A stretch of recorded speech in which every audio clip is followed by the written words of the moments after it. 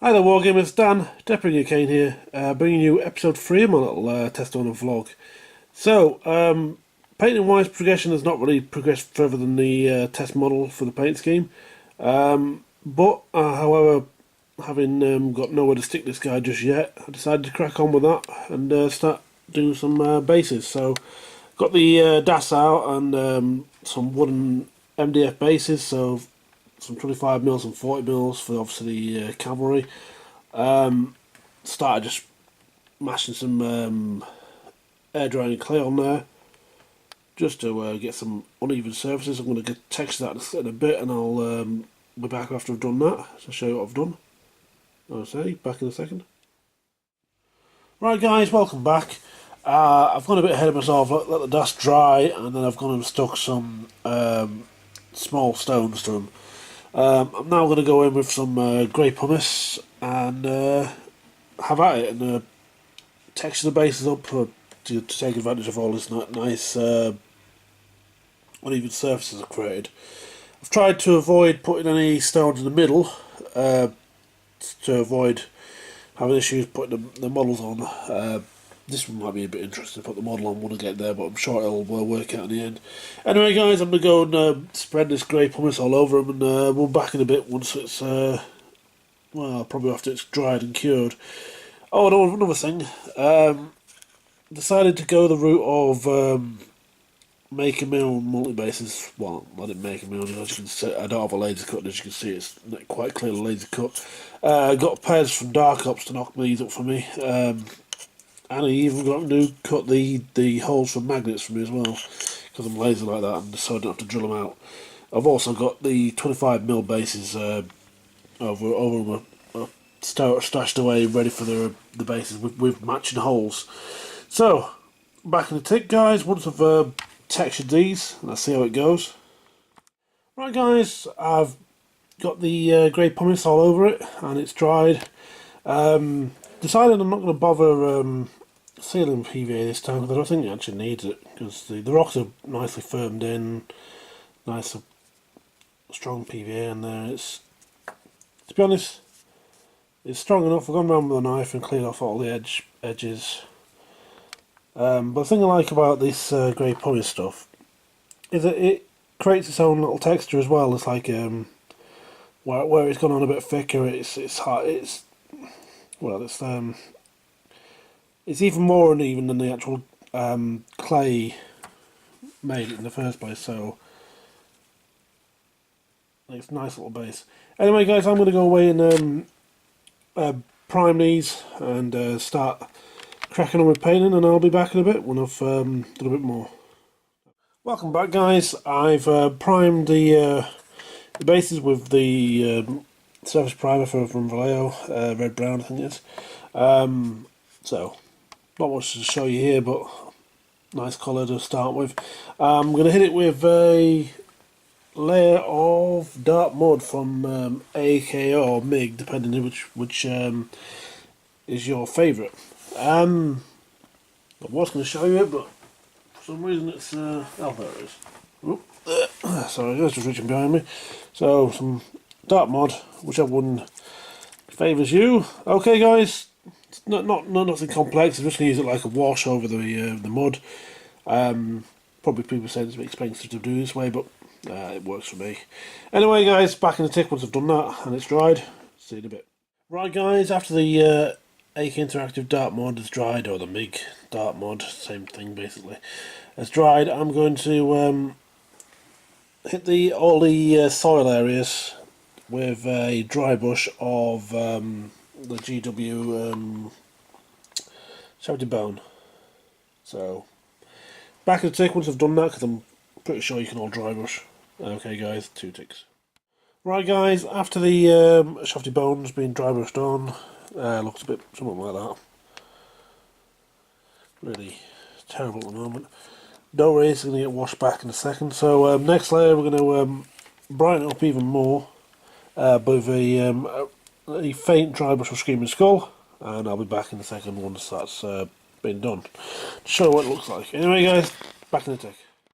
Right, guys, after the Screaming Skull, looks a bit like that. Not really much noticeable difference, but it all adds up.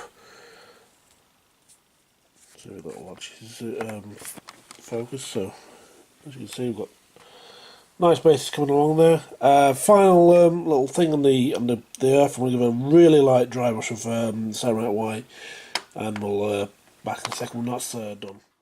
Right, guys. After the Samurai White's gone on, bases are really coming together now. Still is a bit over bright. It may look at the moment, but we're just going to sort it out in a bit. Next, we're going to move on to the stones. So what I do is I reprime the stones with German Panzer Grey. It's a nice covering colour, and it sets down a nice base colour for the stones. Okay, guys, I'm going to paint all these stones, and I'll be back in a bit. Right, guys, as you see, the German Panzer Grey has dried nicely, and we're going to hit it with a bit of a dry brush or overbrush of Eschen Grey to, well, grey them out. Well, what do you think? Anyway, guys, back in a second once that's done to show what it looks like.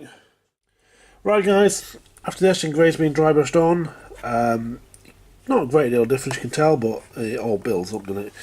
So that's what they look at the moment. Next is another dry brush of, well, not another dry brush, but it's more dry brushing Dawnstone. Bit less, not as heavy as this one was, so well, as you probably guessed. Anyway, catch you in a bit once that's done. Right, after the Dawnstone's been put on, it looks a bit like this.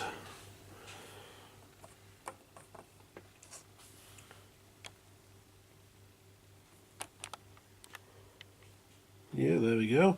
Next in line is one final dry brush. Well, not one final dry brush. Another layer here. Another dry brush of Celestial Grey, even lighter than last time. So, see you in a bit when that's done. Right, guys, after the Celestial Grey's been dry brushed on, we've got these, and the next step I'm going to do is hit the entire base with some Agric Turfshade, the Wonder Wash. So, let's give a quick once over the other bases. Coming along nicely. And we'll be back in a second once the Agric Turfshade has been applied and dried. Alright, guys, 2 seconds. Seconds? What the hell's a decond? Right, guys, Agric Turfshade's dried and the bases are looking a lot better. The earth is done for my taste. So, only thing that remains, painting wise, well, technically apart from the edge, and to give the rocks a really fine light dry brush of Ceramite White. Okay, we're going to have a quick look over the other bases, see how they came out. I do like these. I do like the stones on bases, it adds a nice bit of detail to otherwise featureless base. Alright, guys, back in a second. Right, guys, the Ceramite White is dried in the rocks, and it really started to make some pop, I think. I think it's actually getting a bit overexposed, so it's looking a bit brighter than they actually are. Tell you what, just the light a bit, I think it's too much light actually. There we go. Ironically, they're too much for the camera. There we go. I've even edged the bases with a bit of matte black. Again, the one of the primer colours from Vallejo. So all that's left is to stick some. First, I'm going to stick some flock on, and then we'll do some static grass. So, show you what it looks like after the flock's been stuck on and sealed, and then we'll be back for one final stage. We'll do the bases, and then we'll stick one of the models on. Well, the only model that's finished anyway. So guys, back in a second after the flock's been applied. Right, guys, as you can see, the glue's dried from the flock and it's been sealed on all nicely. I actually went for a lot more flock coverage than I normally do, because I suppose what I've been doing normally or before was it was more look more patchy, as opposed more exposed earth as opposed to grassy. So what I went with is more of a grassy field with obviously still some exposed patches, otherwise there'd be no point painting the base. Still I like how it looks. Happy with my own flock that I make. Now to get some static grass on to finish off the bases. Just a couple of patches here and there. We'll see how it goes. See if I don't go too crazy. Yeah, there we go. So, little look over those. I'm back in a bit when we've got some static grass on. We've dried it, and then we'll finally get a model on one of these 5 smaller ones, obviously, because the cavalry is still in the prime stage. Okay, guys, back in a tick. Right, guys, the static grass has been applied on its PVA's dried. Looking rather nice, I think. So these bases are finally ready to take some samurai. Get a quick little close up of each one. There we go.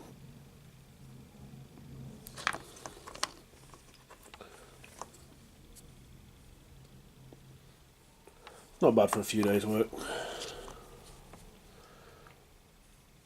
Due to drying time mostly.